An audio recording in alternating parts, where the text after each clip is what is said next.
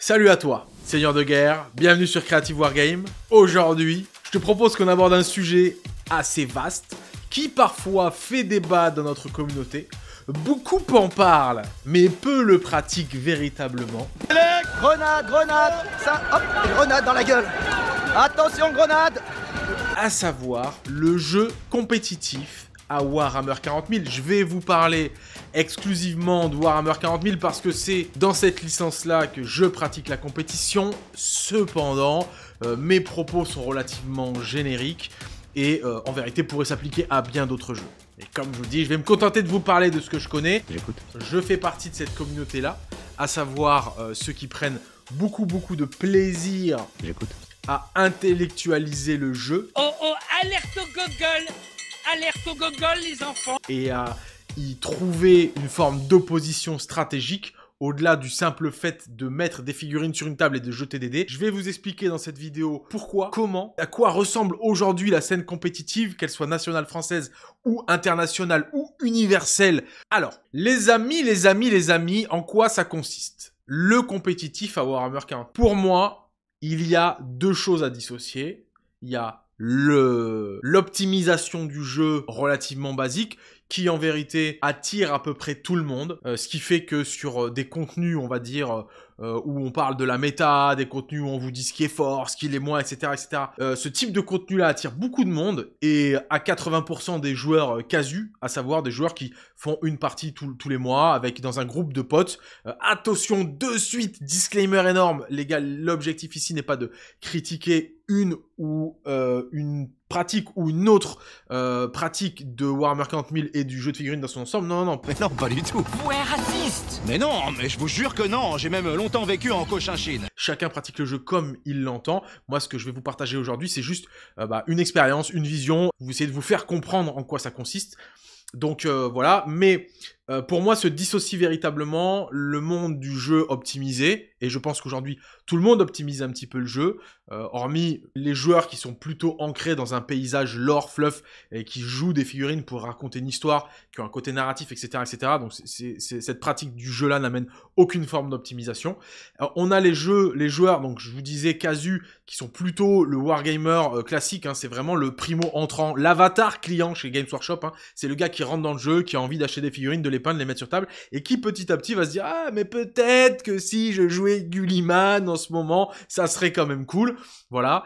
Et après, il y a véritablement une branche très obscure du wargame. Ils sont là, ils sont dans les campagnes, dans les villes. Une caste qui agit dans l'ombre, les loges de Warhammer 40 000, à savoir le compétitif, le vrai, le pur, le dur, c'est-à-dire les joueurs qui se soustraient complètement à la vision d'un jeu de figurines et qui, en fait, font de l'exploitation de ressources autour d'un corpus de règles. Et c'est aujourd'hui, moi, ce que je vais essayer de vous expliquer. Je vais essayer de vous faire comprendre comment on peut, d'un jeu qui a à la base créé pour vendre des figurines et vous faire gaulerie entre des potes, partager des moments, etc. Comment on arrive à pousser ça à un système de compétition qui aujourd'hui rassemble des dizaines de milliers de personnes.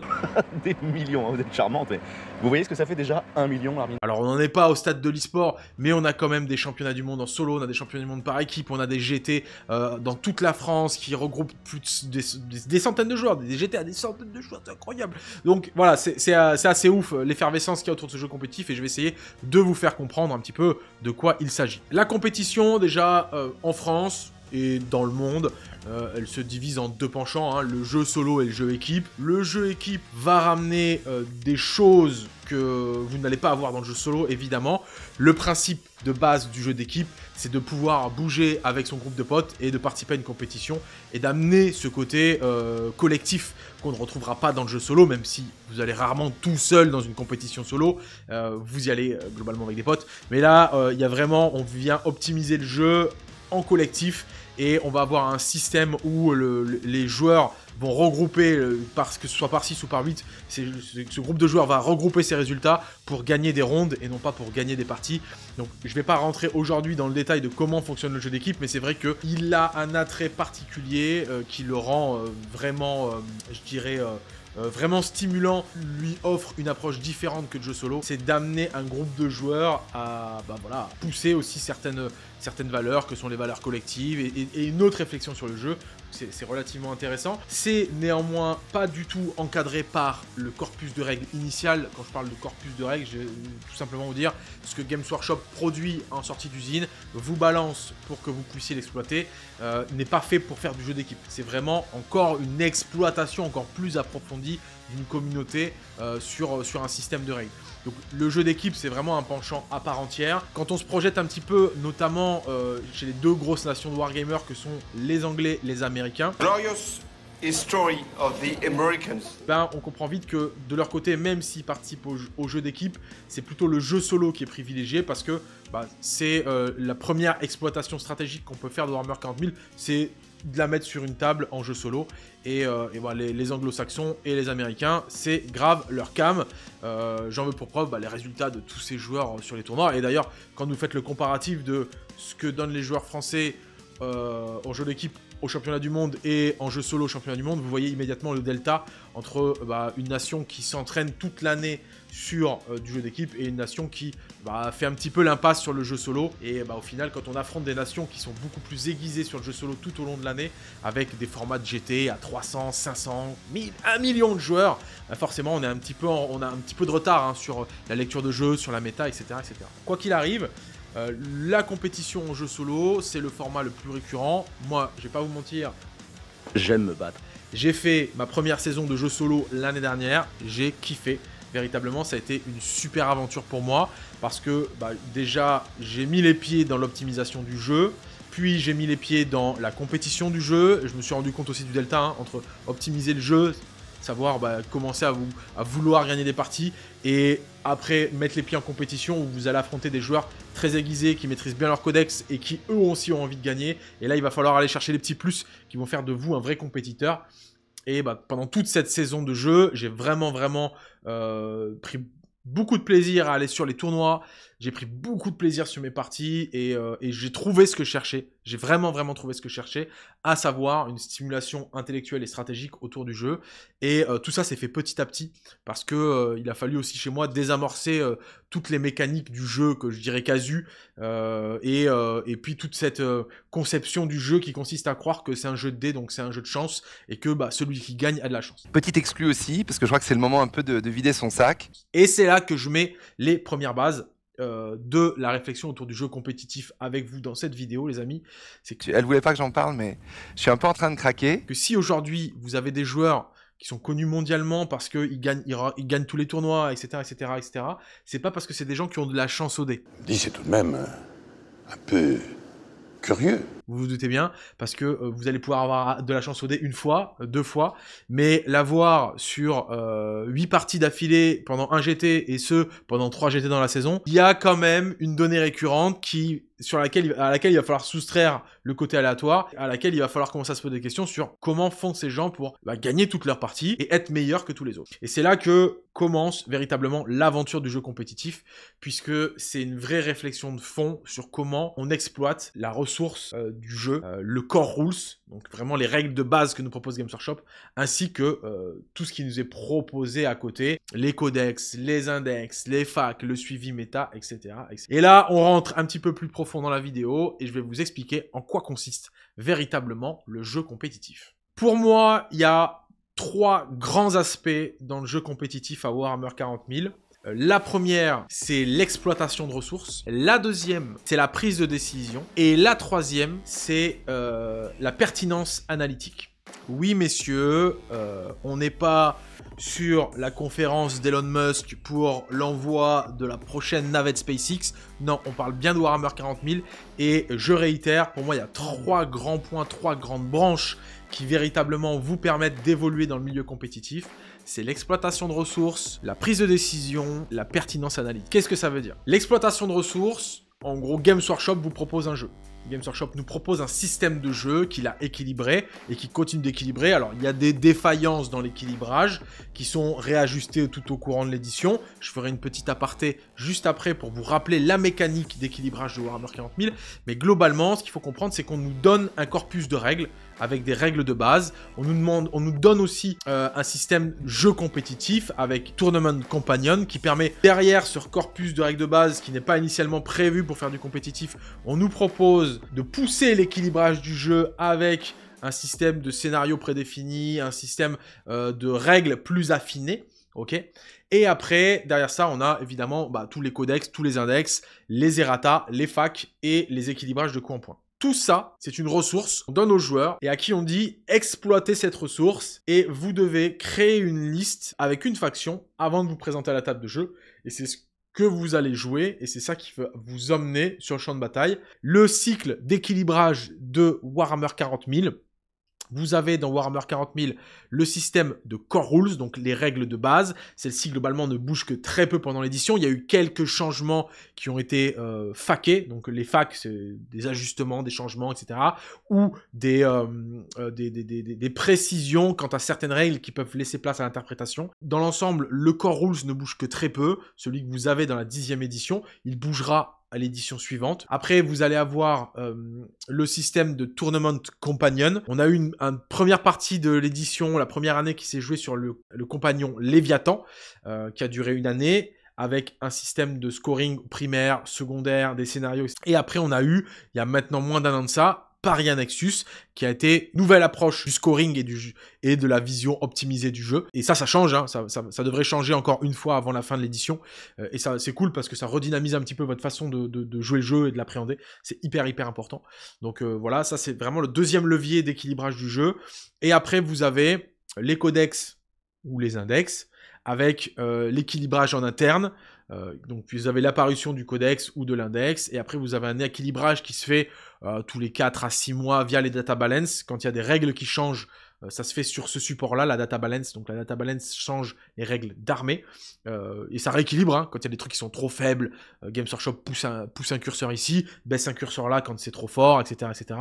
Donc les changements des règles d'armée, c'est sur la data balance, et les changements de coups en points, c'est sur le Munitorum Field Manual. Donc à savoir un compendium des coups en points de toutes les unités du jeu. C'est pareil, ça il pousse des curseurs, hein, il baisse des coups en points, il remonte des coups en points selon les forces et les faiblesses de certaines unités pour les équilibrer, ou tout simplement aussi pour redynamiser la méta. Et c'est ce qu'on a eu, hein, là au mois de décembre, hein, tout simplement, avec les nouveaux détachements, mais surtout la nouvelle data balance qui a complètement réajusté le codex Space Marines, et les nouveaux coups en points qui ont clairement mis un gros crochet sur certaines factions qui dominait la méta. L'exploitation de ressources, ça pourrait se résumer dans ce qu'on appelle le list building. Alors le list building, c'est la construction de listes. Voilà. J'ai pas réinventé la machine à incurver la banane.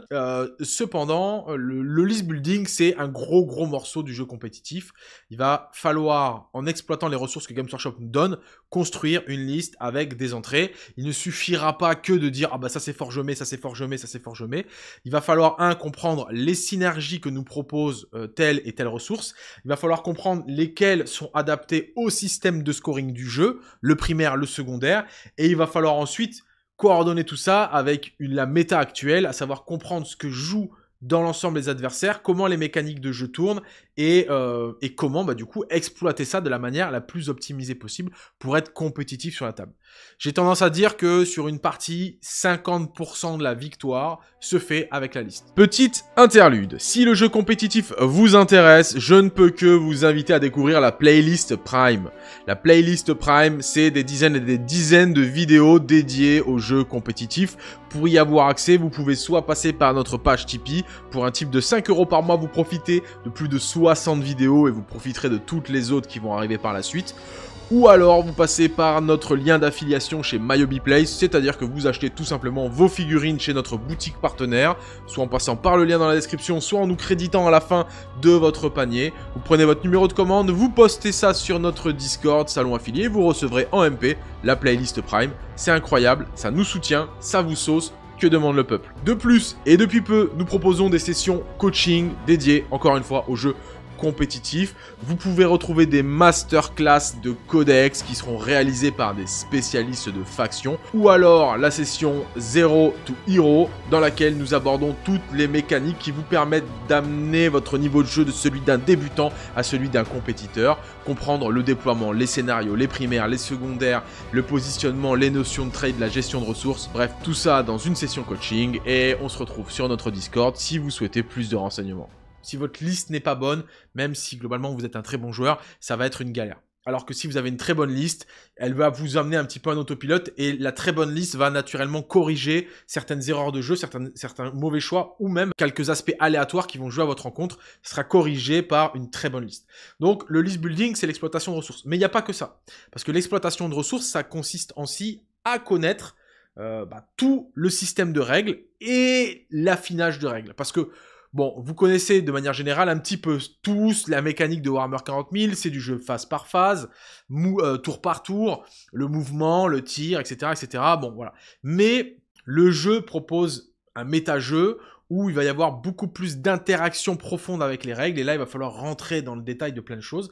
Et votre exploitation des ressources va reposer aussi sur votre capacité à, 1, connaître les règles, à 2, bien les appliquer, à bien les comprendre, et surtout connaître les règles de votre adversaire. Parce que bien souvent, et comme l'a dit le célèbre Sun Tzu dans l'art de la guerre, connais-toi toi-même et connais ton adversaire, et tu auras beaucoup plus de chances de gagner. Alors il n'a pas dit ça exactement comme ça, mais c'était un truc du genre. C'est véridique sur Warhammer 40 000. Connaissez votre armée, c'est bien. Vous savez comment gérer votre faction. Vous connaissez bien vos stratagèmes, vos synergies de jeu, c'est bien.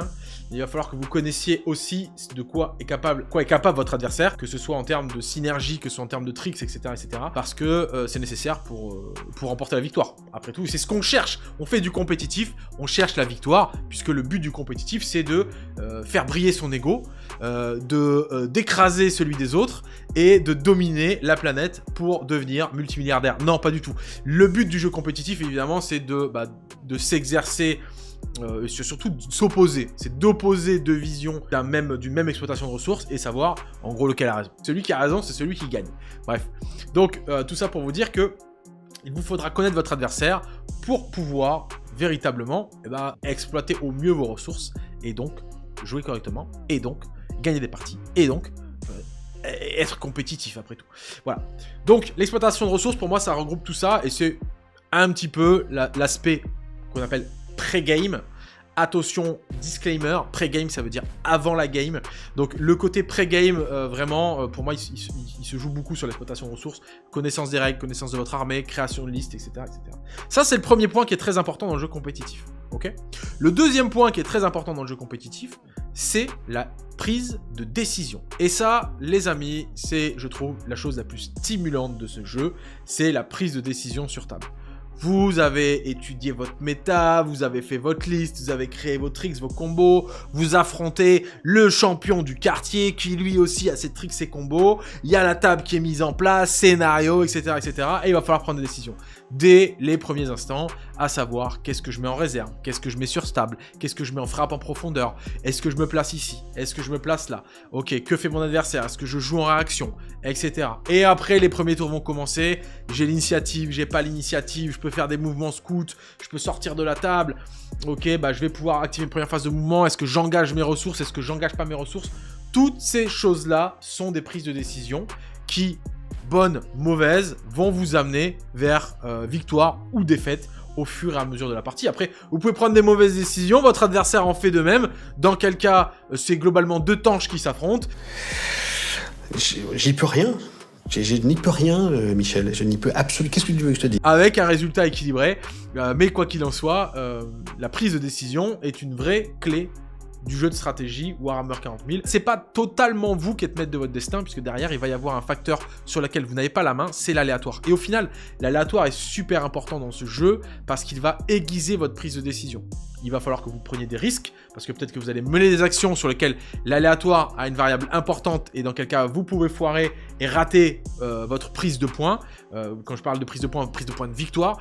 Ou alors, vous allez pouvoir vous consacrer à un jeu plutôt défensif, plutôt pas exposé à l'aléatoire des dés, mais du coup laisser à votre adversaire l'avantage de prendre l'initiative et d'engranger plus de points que vous, etc. Il y a beaucoup de choses à aborder, mais surtout dans l'ensemble, ce que je voulais vous décrire, c'est le fait que la partie de Warhammer 40 000, en format compétitif, elle se définit tout simplement par le fait de prendre des décisions sur la table de jeu, et c'est ce qui est particulièrement stimulant à mon égard. Moi, c'est vraiment là-dessus que je kiffe le plus, c'est l'instinct de jeu. Qu'est-ce que j'ai dans ma boîte à outils, à savoir mon codex, mes strats et mes datasheets. Qu'est-ce que j'ai dans ma boîte à outils que je peux jeter au visage de mon adversaire pour lui fracturer le nez, qu'il fasse un coma et que je gagne par forfait.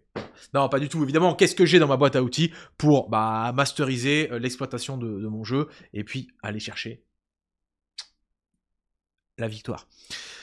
Enfin, troisième grand chapitre du jeu compétitif, pour moi, c'est la pertinence analytique. Alors là, waouh, vous saignez tous du nez. Eh ben non, les amis, la pertinence analytique, c'est très simple. C'est votre capacité à débriefer votre propre game et à évaluer ce que vous avez fait de bien, ce que vous avez fait de pas bien, ce que votre adversaire a fait de bien, ce que votre adversaire n'a pas fait de bien, pour, Inch'Allah, corriger ça pour la prochaine game, évidemment. Donc, la pertinence de l'analytique, ça vous permet véritablement de regarder tout ce que vous avez fait pendant une partie, parce que je vous rappelle qu'une partie, c'est quand même à minima 3 heures de jeu, tout ce que vous avez fait pendant une partie, et dire, ok, là, je pense que je me suis mal positionné, j'aurais pas dû engager mes ressources comme ça, j'aurais dû être plus patient, là, j'aurais dû être plus poussif, etc., etc.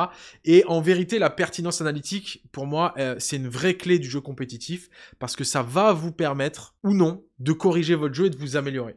Parce que il y a certains joueurs, il y a certains profils, et ça c'est très propre à des singularités, à des individus, qui vont avoir du mal à être pertinents, à être objectifs sur leur prestation de jeu. C'est-à-dire à dire, ok, là j'ai gagné, mais honnêtement, j'ai gagné parce que j'ai eu un bon tirage et que j'ai gagné d'un point, ou honnêtement j'ai gagné parce que j'ai mené un game plan frisage de moustache, parfait, tout à fait bien réalisé, très qualitatif, et j'ai dominé mon adversaire, ou alors j'ai perdu parce que j'ai fait telle erreur, etc., etc. Et être capable d'être le plus objectif possible et d'avoir une vraie analyse sur ce que vous avez fait en partie, ça va vous permettre d'évoluer dans le jeu compétitif, parce que sinon vous allez penser, ah bah j'ai perdu parce que j'ai pas eu de chance, et parce que j'ai tiré Aréadinal au T1, et que j'ai pas d'unité qui s'infiltre. Bon bah voilà, si de ce postulat-là, c'est la récurrence de votre analyse, soit changer de liste, soit vous êtes nul. 23-0. C'est la piquette, Jack. Tu sais pas jouer, Jack. T'es mauvais. Soit changer de jeu, soit faites quelque chose, mais en fait, il faut véritablement réévaluer votre capacité à analyser vos parties, parce que c'est vraiment ça qui va vous permettre d'évoluer dans un jeu compétitif. Pour finir, je vous dirais que le jeu compétitif à Warhammer 40 000, il est à la fois très stimulant, mais il est aussi à la fois très frustrant, parce que il faut accepter quand vous faites du jeu compétitif que la défaite en fait fait partie du lot, surtout quand vous commencez. Vous allez affronter des adversaires qui sont plus aiguisés, et il va falloir accepter de perdre des parties. Il va falloir vraiment accepter de perdre des parties, et vous pouvez le faire. Ça, c'est le petit tip que je vous donne. Si vous considérez que vous faites des parties d'entraînement, et pas nécessairement que vous avez le couteau entre les dents à chaque game, je veux gagner. Non, quand vous commencez à faire du jeu compétitif, acceptez que vous êtes là pour comprendre le méta-jeu, comprendre l'exploitation de données, comprendre où sont les bonnes prises de décision, où sont les mauvaises, comprendre la pertinence analytique, et après conquérir le monde. Tout ça, c'est pour moi, en résumé, le jeu compétitif à Warhammer 40 000, et eh bien, je ne peux que, aux égards du plaisir que je prends à partager cette passion avec ma communauté, une grosse communauté Creative Wargames, d'ailleurs une grosse communauté de joueurs compétitifs, qu'on vous retrouvez sur Discord, que vous retrouvez sur Instagram, que vous retrouvez sur Facebook, que vous retrouvez sur notre newsletter. Si vous voulez rejoindre notre communauté de wargamers compétitifs, n'hésitez pas à nous rejoindre sur tous nos réseaux, parce que c'est une communauté qui est grandissante, c'est une communauté qui est hyper enrichissante et qui est de plus en plus saine. Et c'est là, je voulais aborder le dernier point de cette vidéo. Il y a quand même une espèce d'image, un préjugé, dira-t-on. Le jeu compétitif a quand même, dans l'ensemble de notre communauté, un peu une mauvaise image qui tend à vraiment s'améliorer depuis ces dernières années, du simple fait que le jeu compétitif se démocratise, qu'il est aussi beaucoup mis en lumière par une pléthore de créateurs de contenu à travers le monde entier, et qu'au final, on se rend compte que, eh bien, on peut jouer compétitif, prendre beaucoup de plaisir et surtout affronter des adversaires qui sont dans une même démarche, à savoir une démarche saine, une démarche fair et une démarche d'épanouissement personnel en fait dans le cadre de ce défi stratégique qui est le jeu compétitif à Warhammer 40 000. Ça, cette image qui suit un petit peu, pour avoir été dans la communauté compétitive et l'avoir vu évoluer depuis maintenant 2015, c'était plus vrai avant. C'était pas plus vrai avant, mais c'était vrai avant. Il y avait des comportements, je pense qu'il y avait une partie de cette communauté compétitive où il y avait encore des comportements divergents. Les joueurs venaient dans un environnement de jeu qui était peu encadré, ils venaient avec beaucoup d'ego. Et donc en fait, c'était surtout une bataille d'ego plus que du jeu compétitif. Et souvent, ça se caractérisait par du jeu qui était pas très propre. Le mauvais wargame. Voilà, le mauvais wargame, après tout, il était là. Il était là, le mauvais wargame.